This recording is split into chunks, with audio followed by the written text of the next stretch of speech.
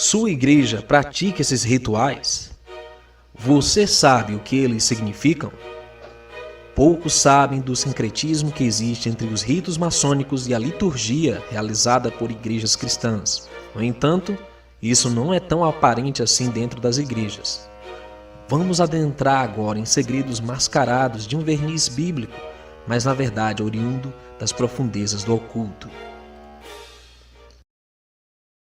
Maçons são os pedreiros em língua francesa. Sua especialidade é a construção de monumentos e templos. Se baseiam no arquétipo do Templo de Salomão, que teria sido a referência deles para a construção dos demais templos religiosos. Veja agora a incrível semelhança entre os templos maçônicos e os templos cristãos.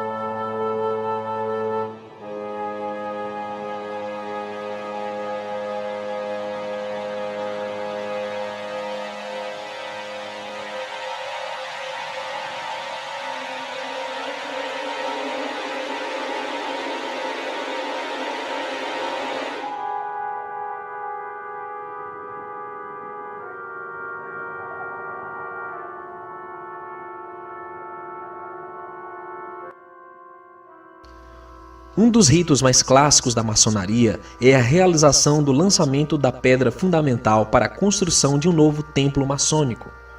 Inspirado neste modelo, as igrejas evangélicas literalmente enterram uma Bíblia sob a fundação do local onde o templo será construído. Uma clara demonstração de desrespeito e profanação do livro sagrado. Pedra sobre a qual está fundamentada a tua igreja. Aí, graças a Deus, é isso aí. Para vocês, da satisfação da grande loja maçônica do estado da Bahia em estar fazendo o lançamento de mais uma pedra fundamental. Não uma pedra literal, mas um símbolo espiritual, conforme explica o pastor-geral da Igreja Adventista no Planalto Central. Essa pedra que Dom Ailton está abençoando veio de Jerusalém, faz parte do solo sagrado do Horto das Oliveiras, lá na Terra Santa, local onde Jesus pisou, sofreu, chorou, colocando a pedra fundamental no solo sagrado ao lado da cápsula. Dom Ailton vai colocando terra, o povo aplaude nessa alegria, nessa emoção. Na cerimônia de iniciação da maçonaria, depois de submetido a muitas indagações, o iniciado é conduzido ao altar dos juramentos e ajoelha-se com o joelho esquerdo, pondo a mão direita sobre a Constituição e a Bíblia, que devem ter em cima a espada. A mão esquerda, o profano segura o compasso, apoiando-o no lado esquerdo do peito. Daí, todos se levantam e proferem um juramento de morte.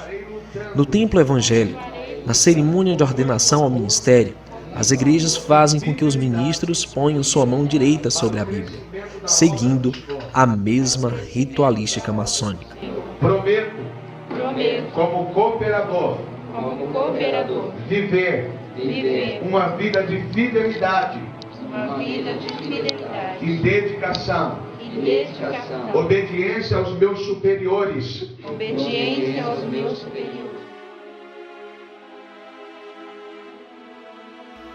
A cerimônia do enterro de um maçom é bem característica, bem como o cemitério, a seção e a lápide onde um membro do oculto é sepultado. Obeliscos, triângulos e símbolos ocultos no geral sinalizam para outros iniciados quem realmente era o finado. Para eles, é uma questão de honra demarcar esse local, bem como homenagear os feitos da vida de um de seus irmãos da ordem. Nas igrejas cristãs, também é comum encontrar obeliscos, lápides e mausoléus com símbolos ocultos e termos que fazem alusão à sua doutrina secreta. Na verdade, toda a Irmandade se orgulha de ter fundado e de manter as religiões que fazem parte de seu legado obscuro.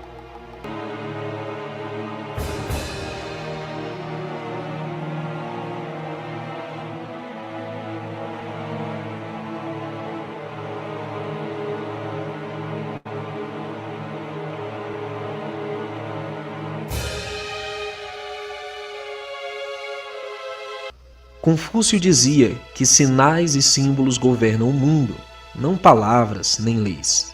É perturbador notar a quantidade de símbolos e gestos existentes nas igrejas cristãs, e como os líderes do topo de cada denominação exibem apertos de mãos e gestos entre outros líderes religiosos, estadistas e personalidades influentes.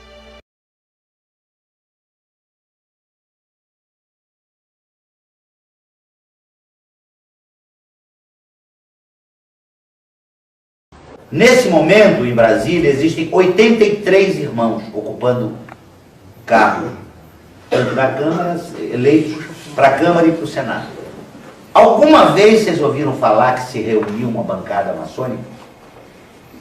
E seria tão simples, a bancada maçônica se reúne e vota maçonicamente em relação à questão. Esse seria um exemplo. Mas a gente cometeu um engano. A gente, em vez de tirar os melhores homens que tem aqui dentro e levar para Brasília, não. A gente foi lá em Brasília e disse, quem quer ser maçom? Os pilotos levantaram a mão e a gente aceitou. E deixou que eles se privilegiassem do título de maçom. Disse, sou maçom. Para nada. Para nenhuma ação nesse sentido. Não. Política é outra coisa. Como política é outra coisa? Mas alguém, em determinado momento na história da maçonaria, resolveu nos convencer de que maçom não discute política nem religião. E não é verdade. Você vai olhar a história da maçonaria, tudo que a maçonaria fez na sua vida foi discutir e agir sobre a política e a religião. É bem verdade que a gente, em nome da ética, não vai discutir política partidária nem religião sectária. Eu não estou aqui para discutir se o meu partido é melhor ou pior que o seu, nem se a minha igreja é melhor ou pior que a sua. Mas o território da política e o território da religião são exatamente os territórios em que a gente age, porque são os territórios que são mais avessos à ideia de liberdade, igualdade e fraternidade. O mundo é regido por uma hierarquia oculta que não ocupa somente o poder governamental, mas principalmente o poder religioso. É comum negarem e encobrirem sua relação com esses gestos e símbolos, mas no geral, sob um olhar mais cuidadoso, é possível desvendar esses segredos. Certamente há muito mais envolvido no sistema religioso católico protestante, mas do que em qualquer outro segmento e poder. Isso nos faz refletir sobre a manipulação de crenças, liturgias e valores que carregamos que antecedem nossos pais e a cultura atual. As Escrituras nos dizem: não vos prendais a um jugo desigual com os infiéis, porque que sociedade tem a justiça com a injustiça? E que comunhão tem a luz com as trevas? Que sociedade, que relação há entre sociedades secretas e a sociedade cristã? E que concórdia entre o Messias e Belial? O que parte tem o fiel com o infiel? E que consenso tem o templo do Criador com os ídolos? Porque vós sois o templo do Criador vivo. Como disse, neles habitarei, e entre eles andarei, e eu serei o seu pai, e eles serão meu povo.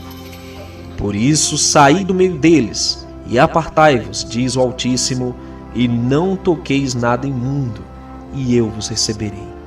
E eu serei para vós pai, e vós sereis para mim filhos e filhas, diz o soberano Todo-Poderoso.